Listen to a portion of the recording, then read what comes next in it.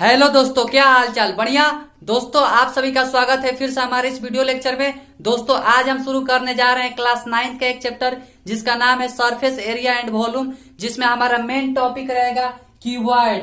Cuboid क्या होता है, क्यूबॉइड का सरफेस एरिया एंड वॉल्यूम किस तरह फाइंड करते हैं, उसको हम लोग एक जो उसका क्यूबॉइड होता है उसके शेप के द्वारा हम लोग समझेंगे कि क्यूबॉइड क्या होता है, उसमें फेस किसे कहते हैं, एज किसे कहते हैं और कॉर्नर किसे कहते हैं, यानी वर्टाइसेस किसे कहते हैं, उस सभी को हम लोग समझेंगे। तो चलिए हम लोग जानते हैं, आइए बोर्ड पर। तो आपका क्या होता है, ये आपका एक क्यूबॉइड हो गया। तो क्यूबॉइड क्या होता है? क्यूबॉइड एक प्रकार का सॉलिड फिगर होता है। सॉलिड फिगर कहने का मतलब क्या है? सॉलिड फिगर कहने का मतलब है कि जिसका shape size and volume fix हो, उसका शेप साइज जिसका फिक्स हो उसे हम लोग क्या बोलेंगे? Solid figure. और क्यूबॉइड भी एक प्रकार का क्या है?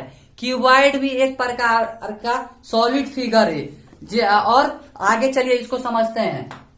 और एक cuboid is bounded by 6 rectangular plane. और क्यूबॉइड उसे कहते हैं, क्यूबॉइड तो एक सॉलिड फिगर है ही, लेकिन क्यूबॉइड उसे कहते हैं जो 6 रेक्टेंगुलर फेस से क्या हो, बाउंडेड हो, यानी घिरा हुआ हो, जो 6 रेक्टेंगुलर फेस से घिरा हुआ है। तो ये 6 रेक्टेंगुलर फेस से घिरा हुआ, देखिए एक ये इसका फेस हो गया, एक फिर इसका अपोजिट वाला फेस हो गया ये वाला, और फिर ये एक फेस हो गया, फिर इसके एक अपोजिट वाला फेस हो गया, फिर ये एक फेस हो गया, फिर इसका अपोजिट वाला फेस हो गया। तो यहाँ पे कितना फेस है? टोटल 6 फेस है। तो यहाँ पे 6 रेक्टेंगुलर फेस है। तो ये क्या है? ये एक प्रकार का क्यूबॉइड है। अब चलिए हम लोग क्यूबॉइड के प्रॉपर्टीज को जानते हैं। तो क्यूबॉइड का प्रॉपर्टीज क्या है? In cuboid there are 6 face, 12 edge and 8 corner. तो एक क्यूबॉइड में 6 फेसेस होता है। तो फेसेस किसे कहते हैं? फेसेस हम लोग इसी हम लोग रेक्टेंगल को फेसेस कहते हैं। तो यहाँ पे ये एक फेस हो गया, फिर इसके अपोजिट एक फेस हो गया, फिर ये एक फेस हो गया, फिर इसका अपोजिट एक फेस हो गया। तो ये टोटल 4 हुए।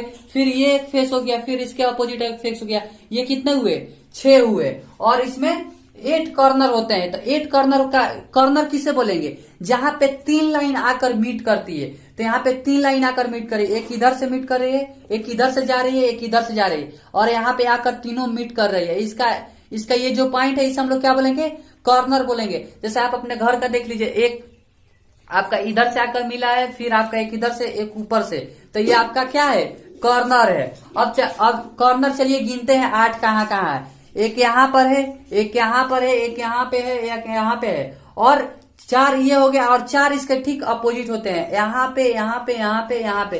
टोटल 8 कॉर्नर होते हैं। कॉर्नर को हम लोग वर्टाइसेस भी बोलते हैं। अब चलिए हम लोग जानते हैं एज के बारे में। एज कितने होते हैं? तो इसमें टोटल 12 एजेज होते हैं। और एज किसे बोलते हैं? इसी लाइन को हम लोग, ये जो लाइन है इसको हम लोग क्या बोलते हैं? इसे हम लोग एज बोलते हैं। तो चलिए गिनते हैं 12 एज कहाँ है। तो एक ये एज हो गया, एक ये एज हो गया, फिर एक ये एज हो गया, एक ये एज हो गया, एक ये हो गया।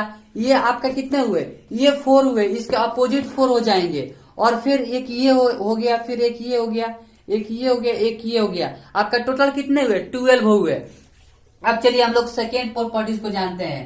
The opposite face of a cuboid are equal and parallel. और इसका अपोजिट जो फेस होते हैं क्यूबॉइड के, जो अपोजिट फेस होते हैं वो क्या होते हैं? पैरेलल भी होते हैं और इक्वल भी होते हैं। ये जो फेस है इसका अपोजिट फेस होंगे वो क्या होंगे? वो इक्वल भी होगा और पैरेलल भी होगा।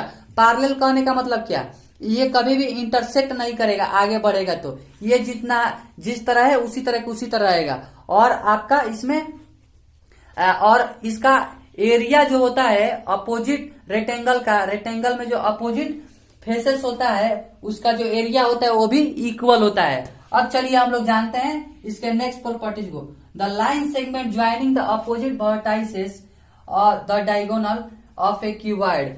जो लाइन सेगमेंट अपोजिट वर्टाइसेस को ज्वाइन करते हैं उसे हम लोग क्या बोलते हैं? डायगोनल। जैसे ये एक वर्टाइसेस हो गया, ये एक वर्टाइसेस हो गया, इसको ये जो लाइन ज्वाइन कर रहे हैं इसे हम लोग क्या बोलेंगे? डायगोनल बोलेंगे। आई होप दोस्तों आप लोग को इतना समझ में आएगा। इसका आप लोग एक स्क्रीनशॉट ले लीजिए, फिर मिलते हैं नेक्स्ट स्लाइड में। दोस्तों, तो अब चलिए हम लोग जानते हैं क्यूबॉइड का लेटरल सरफेस एरिया क्या होता है, टोटल सरफेस एरिया क्या होता है। तो टोटल सरफेस एरिया चलिए अब हम लोग निकालते हैं। तो इस क्यूबॉइड का टोटल सरफेस एरिया कब निकलेगा? जब इसका जो 6 रेक्टेंगल है, 6 रेक्टेंगुलर बाउंड 6 रेक्टेंगुलर फेस से ये क्या है, बाउंडेड है। तो 600 हम लोग रेक्टेंगुलर फेस का जब एरिया निकाल देंगे तो इस क्यूबॉइड का एरिया निकल जाएगा। तो चलिए हम लोग 6 रेक्टेंगुलर फेस का एरिया निकालते हैं, तब हमारा टोटल सरफेस एरिया निकल जाएगा। तो इसका आप लोग, ये आपका क्या है, ये आपका लेंथ हो गया, ये आपका ब्रेथ हो गया, ये आपका लेंथ हो गया और ये आपका ब्रेथ हो गया। ये आपका लेंथ, ये आपका ब्रेथ। तो लेंथ, ये आपका लेंथ हो जाएगी, आपका ब्रेथ हो जाएगा कि नहीं हो जाएगा। तो इसका आपका एरिया निकालने के क्या हो जाएगा, रेक्टेंगल का लेंथ इंटू ब्रेथ, और इसके अपोजिट भी है। तो ये आपका हो जाएगा लेंथ, ये आपका हो जाएगा ब्रेथ। तो लेंथ इंटू ब्रेथ। अब फिर यहाँ पे आप आइए, तो ये आपका हाइट हो जाएगा, ये आपका लेंथ हो जाएगा। तो इसका क्या हो जाएगा, सरफेस एरिया। इसका भी आपका एरिया हो जाएगा हाइट इंटू ब्रेथ। क्या हो जाएगा, हाइट इंटू ब्रेथ। और फिर इसके अपोजिट जो है, इसका अपोजिट भी है, तो वो भी आपका क्या हो जाएगा, हाइट इंटू ब्रेथ। फिर आपका यहाँ पे आ जाएगा, यहाँ पे फिर आपका क्या हो जाएगा, ब्रेथ। ये फिर यहाँ पे आपका हो जाएगा लेंथ इंटू हाइट। तो यहाँ पे आपका फिर आ जाएगा height into breadth, height into length हो जाएगा। फिर यहाँ पे आपका हाइट इंटू लेंथ हो जाएगा, और फिर एक और हो जाएगा हाइट इंटू लेंथ। तो यहाँ पे आप क्या देख रहे हैं, यहाँ पे दो लेंथ ब्रेथ, 2 हाइट ब्रेथ और 2 हाइट लेंथ है।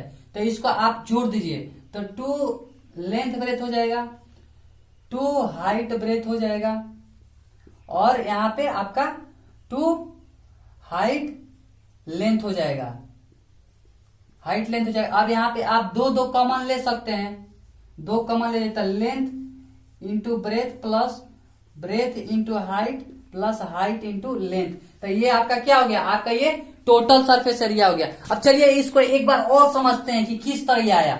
यहाँ पे आप देख रहे हैं, यहाँ पे ये आपका क्या हो जाएगा, ये आपका लेंथ हो जाएगा, आपका ब्रेथ हो जाएगा। तो ये आपका लेंथ ब्रेथ हो गया, और ठीक इसके भी अपोजिट है, तो लेंथ और ब्रेथ हो गया। तो ये आपका 2 हो गया ये, और फिर यहाँ पे आइए, तो ये आपका हाइट हो गया, ये आपका ब्रेथ हो गया। तो ये आपका एक हाइट हो गया, ये आपका ब्रेथ हो गया। जब आप इसका प्रोडक्ट कीजिए तो इसका एरिया आ जाएगा। फिर इसके अपोजिट यही हो जाएगा, क्योंकि हम लोग इसका प्रॉपर्टीज में जानते हैं कि रेक्टेंगल का जो अपोजिट फेस होता है वो इक्वल होता है।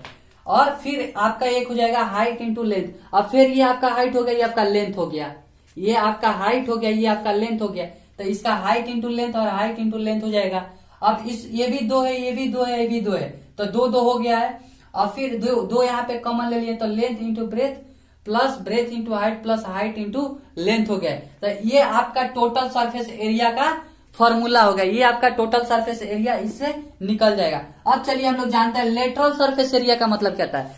लेटरल सरफेस एरिया का मतलब होता है ये जो 4 फेसेस है, इसका क्षेत्रफल क्या होता है, इसका एरिया क्या होता है, ये ऊपर वाला, बॉटम वाला। और दोस्तों तो चलिए अब हम लोग जानते हैं लेटरल सरफेस एरिया के बारे में कि लेटरल सरफेस एरिया क्या होता है। तो ये हमारा क्यूबॉइड हो गया, क्यूबॉइड। लेटरल सरफेस एरिया का मतलब होता है कि बॉटम और अपर, यानी ये बॉटम हो गया और ये अपर का जो एरिया होता है उसको हम लोग छोड़ देते हैं, और बाकी जो एरिया होता है हमारा क्या हो जाएगा, लेटरल सरफेस एरिया। जैसे आप अपने रूम का जब एरिया निकालेंगे तो ऊपर जो छत है उसका और नीचे जो फ्लोर है उसका, आप फर्श का और फ्लोर का आप जब छोड़ दीजिएगा एरिया, तो आपका क्या हो जाएगा, आपका लेटरल सरफेस एरिया हो जाएगा। यानी 4 दीवार का जब आप एरिया निकालिएगा, जब एरिया फाइंड कीजिएगा तो उसे क्या बोलेंगे, लेटरल सरफेस एरिया। अब चलिए हम लोग इसे फाइंड करके दिखाते हैं कि लेटरल सरफेस एरिया का क्या फॉर्मूला होता है और किस तरह आता है। जैसे अब ये आपका एक ये आपका हो गया लेटरल सरफेस एरिया का रेक्टेंगल, एक ये हो गया, तो ये दोनों क्या होगा, इक्वल होगा, और ये दोनों भी इक्वल होगा। तो चलिए हम लोग फाइंड करते हैं। तो लेटरल सरफेस एरिया में 4 क्यूबॉइड होता है, तो 4 क्यूबॉइड होगा, तो एक क्यूबॉइड के क्या होता है, इसका एरिया निकालना होगा तो क्या होगा, H इंटू एल जब कीजिएगा तो इसका एरिया आ जाएगा। और ठीक इसके विपरीत एक है, तो इसमें भी आप L इंटू एच कीजिएगा तो इसका भी एरिया आ जाएगा। तो यहाँ पे L into H plus L into H कर देंगे क्योंकि 2 है।